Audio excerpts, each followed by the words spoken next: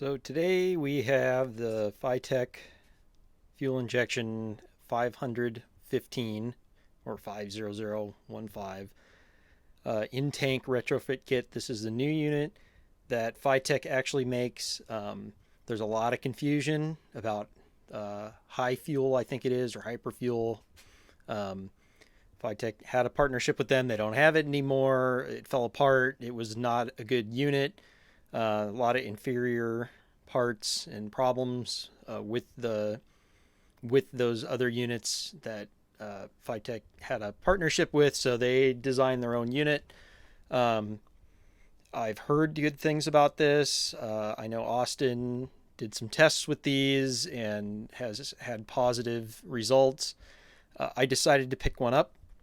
Um, I do not run an in-tank pump right now, even though that is definitely the preferred thing to do. I have an inline pump because it was easier for my install, but I think if my inline pump ever does die, I pick this guy up because this will be the replacement. I will put an in-tank unit in when my inline does die, if ever. I have had zero problems. It's a Bosch 044 pump. It works great. I've taken it out on hot days, no problems. So for all the inline haters, even a blind chicken gets a piece of corn, I guess. So, anyways, I want to do a quick unboxing of this bad boy and show you it. It's pretty nifty looking so far. So we'll take a look at this thing. So something that I couldn't find online. I don't know why Fitech doesn't post all their newest manuals on their website, but they don't. I was looking for this because I wanted to kind of get prepped for it. And I couldn't until it came, which wasn't a big deal. I only waited like a day. Summit usually only takes about a day to get to me, but they didn't have the instruction manual, so here is the instruction manual. And it lists all the parts and it has all the instructions. I'm not going to sit here and read it for everybody. If there's enough of a call for it or people want it, I'll actually scan it in. Comment if that's what you guys want. One of the things that you do need is a 2 1/8 inch diameter hole saw to cut a hole.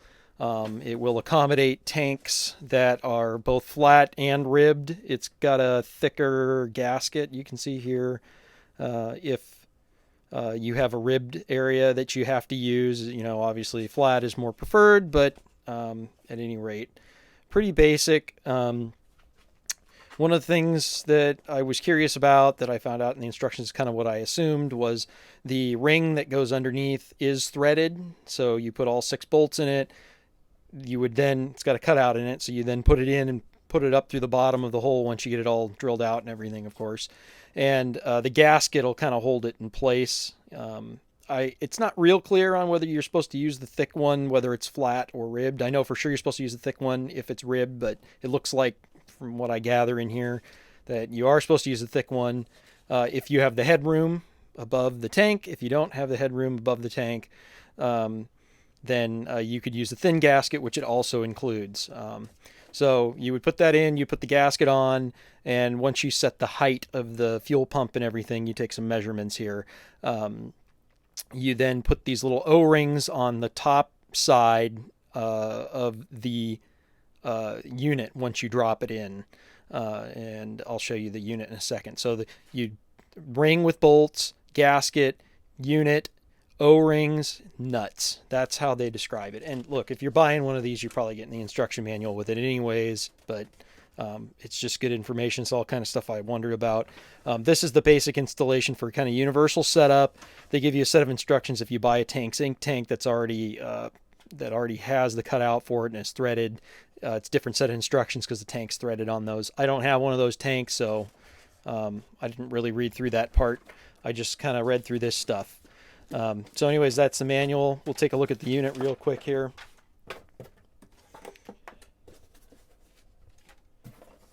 All right, here is the unit without the pump. The pump is in the box.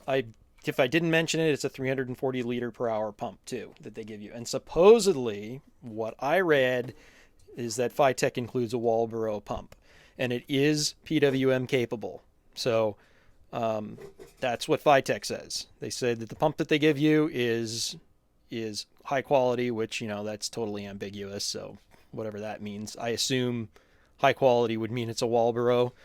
Those are good pumps. I thought I read somewhere that it was a Walbro pump, but maybe not. Anyways, this is the unit. It comes with the vent, pressure and return. My setup, I already have a vented tank with a check valve in it for rollover. So they give you the plug for this. It looks to me like it's 1/8 inch NPT, but they give you the plug for it. So I'm going to take this out and I'm going to put the plug in here. They say you can do that.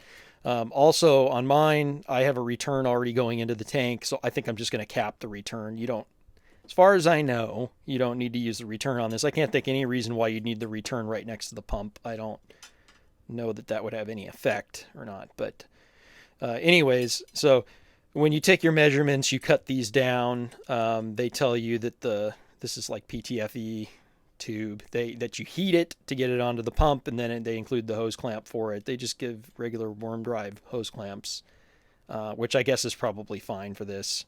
But yeah, you would cut this all down to length based on your measurements. So that is the unit that goes in the top of your tank. Let's see, what else have we got here? So here's the gaskets and the ring that I was talking about, the threaded ring. So it comes with that. It comes with the studs, or the bolts, excuse me, that'll become studs. The O-rings are in here that go on top of this unit right here. So it says to put the O-rings up here, you know, with the bolts facing up. And here's the plug that they give you, that I was talking about, to plug the vent if you don't need the vent. You have to have the tank vented, by the way. That's very important.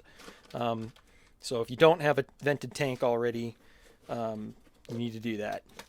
You need to utilize the vent on here. And you put a line and feed it out somewhere that's higher than the level of the tank. Otherwise, if you overfill your tank, it'll come out here. So you don't want that. Oh yes, I want to talk about the filter socks. So the pump comes with a filter sock. They don't really explain this too well. I assume this just came with the pump. Whoever they buy the pump from, it's already got the stock type filter sock on it. I don't know. I'm not going to use that one. I don't know why. They do talk about it in the manual. I forget exactly what they said, but they give you this one, which looks much better to me. This is much finer. They do tell you to use this one. You mount this on the bottom. It snaps onto the bottom of the pump, and they tell you to put the sock 1/8 of an inch up from the bottom of the tank. So, you know, it kind of suspends down from the bottom of the pump. And, of course, they give you a pump here. I'll sort of open it here. I'll take the bubble wrap off so you can see it in the plastic. I'm not going to open this all up yet, but this side is where the plug goes into, and the pressure line where you're putting that PTFE tube on there with the hose clamp. On the bottom here would be snaps into the bottom of the sock. So it's pretty basic stuff. I think most people have used an in-tank pump before or seen one. It's very similar to a stock installation. The things I do that are appealing about this is it has AN-6AN fittings on it for both the return and the pressure. So that's good to know. I've got AN lines on my truck, so this is perfect for me. There's no guesswork to do. I can literally just hook my line up here. I might need to shorten it a little bit, but I can just hook it right in, so that'll be nice. And then you have your power connections. Obviously, this one's insulated, so I'm sure it's the positive side. This is going to be the negative side. Relatively small in diameter. Like I said, it's a 2 1/8 inch hole saw, so that's pretty nice. And my tank, it angles on the bottom towards it's much taller on one side than it is on the other side. So I want the smallest diameter I can get to get the pump as close to the corner as possible. If you can imagine it, my tank is tilted like this. So I want to make sure that this is all the way over here. The smaller the diameter this is, the better to get it into that corner. So that's just a real quick kind of, I guess you'd call this an unboxing video. I don't know. I call it just, more information than you probably already had on this thing, but whatever. It looks pretty nice. It looks like a decent unit, and knowing Fitech, it probably isn't made here, but I don't know. I don't think it says anywhere. I don't know. Anyways, I've had good luck with Fitech stuff, despite the fact that they do. I think that they do outsource to China. I think they do make a good product. I've had pretty good luck. This is nice. It's CNC machined. So I'm not going to install it right away. I'll probably do a video when I do someday. If my pump starts getting noisy on me or something, I'll take my inline out, and this will be the replacement for it. I picked it up just on an impulse. I saw it on Summit's website, and I said, "Yeah, I'm going to buy it." It was, I think, $250, which isn't crazy expensive. Here's a part number that it comes with too for the fuel pump. So they do stick their brand on it. I don't know who makes the pump. I heard it was Walbro, like I said. So anyways, I'd take this, honestly, unless you need the space, unless you can't fit this sock in there, I'd take this and I'd throw it in the garbage.